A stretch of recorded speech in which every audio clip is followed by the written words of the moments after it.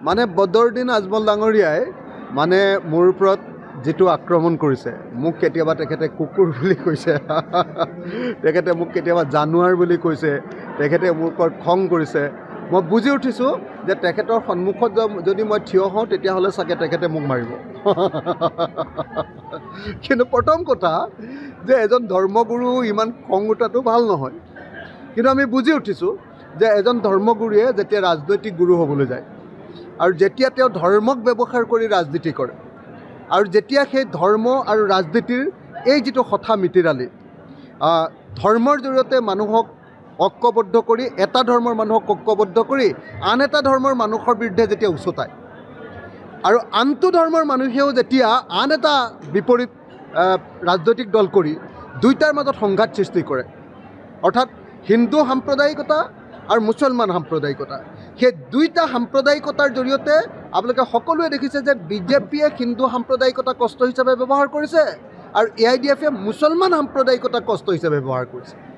আৰু এই দুইটাক নাইকিয়া কৰিবৰ কাৰণে আমি ইমান খাটিছোঁ আৰু মুছলমান সম্প্ৰদায়ৰ ৰাইজে আমাক ইমান সমৰ্থন কৰিছে যে এই মুহূৰ্তত বদৰুদ্দিন আজমল ডাঙৰীয়াৰ আপোনাৰ নাও ডুবু ডুবু হৈছে।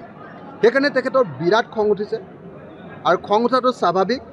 তেখেতে ধৰ্মৰ যিটো ব্যৱসায় কৰি আছিলে, তেখেতে ধৰ্মক যিটো ৰাজনীতিকীকৰণ কৰি আছিলে, তাৰ বিৰুদ্ধে সকলো মানুহক যেতিয়া আমি ঐক্যবদ্ধ কৰি দিলোঁ, এতিয়া ডেফিনেটলি মই ভাবোঁ যে বদৰুদ্দিন আজমল চাহাবৰ খং উঠাৰে কথা। তেখেতে আমাক খং কৰিব, তেখেতে আমাক গালি দিব, তেখেতে আমাক পাৰিলে কেতিয়াবা মাৰিও দিব। সেইকাৰণে মই বাৰু সাৱধানে থাকিম অলপ।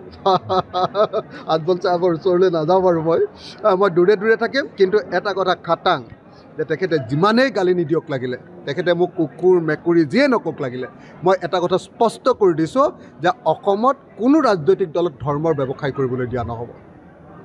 অসমত কাকোৱেই হিন্দু মুছলমানৰ ৰাজনীতি কৰিবলৈ দিয়া নহ'ব। হিন্দু সাম্প্ৰদায়িক দলৰ চৰ্দাৰ হিমন্ত বিশ্ব শৰ্মা আৰু মুছলমান সাম্প্ৰদায়িক দলৰ চৰ্দাৰ বদৰুদ্দিন আজমল, এই দুইজনক যদি তেওঁলোকৰ ৰাজনীতি আমি নাইকিয়া কৰিব নোৱাৰোঁ, তেতিয়াহ'লে অসমৰ মানুহ কেতিয়াও শান্তিত থাকিব নোৱাৰে আৰু কেতিয়াও অসমে উন্নয়নৰ দিশত আগবাঢ়ি যাব নোৱাৰে।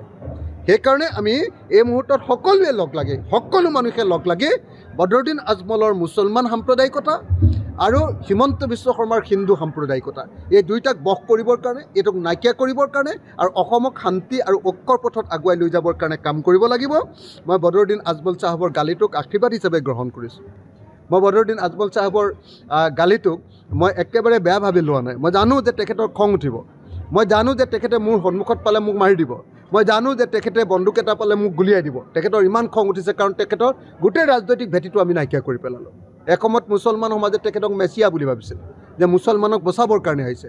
এতিয়াহে গম পালে মুছলমান সমাজে আমি সোমাই দিয়াৰ পাছত যে তেখেত মুছলমানৰ মেছিয়া নহয়, তো তেখেত মুছলমানৰ আচলতে শত্ৰু, যি হিন্দু সাম্প্ৰদায়িকতাক একেলগতে লৈ বিজেপিৰ লগত একেলগতে তেওঁ তালমিল খেলি, তেওঁ যেতিয়াই বিজেপি দুৰ্বল হয় তেতিয়াহ'লে তেওঁৰ শক্তিটো বঢ়াই দিয়ে, তেওঁ সাংঘাতিক ধৰণৰ কথা কৈ দিয়ে, আৰু যেতিয়াই তেখেত দুৰ্বল হয় তেতিয়া আকৌ বিজেপিয়ে তেখেতসকলক শক্তি দি দিয়ে। গতিকে বিজেপিৰ বদৰুদ্দিন চাচা আৰু মামা দুইজনে লগ লাগি ৰাজনীতি কৰি আছিলে, সেই ৰাজনীতিটো ভাঙি দিছোঁ। গতিকে চাচাৰো খং, মামাৰো খং, দুইজনে লগ লাগি কি কৰে আৰু ঠিকনা নাই, বাচি থাকিব লাগিব তাৰ মাজতে।